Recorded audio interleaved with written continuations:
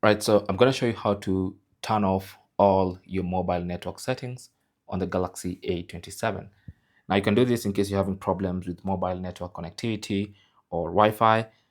So go to settings and then under settings, scroll down to general management, tap on that, and then go to reset, tap on that, and then if you scroll, you will see reset mobile network settings. So you tap on that and then confirm, and then now that's going to reset all your mobile network settings.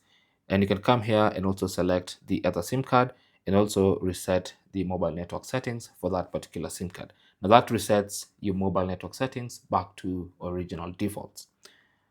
Now, if you go back one step, you can also reset Wi-Fi and Bluetooth if you want to. But as far as mobile network settings are concerned, this is why you reset. If you have a dual SIM setup, you choose which SIM card you want to reset for. Good luck.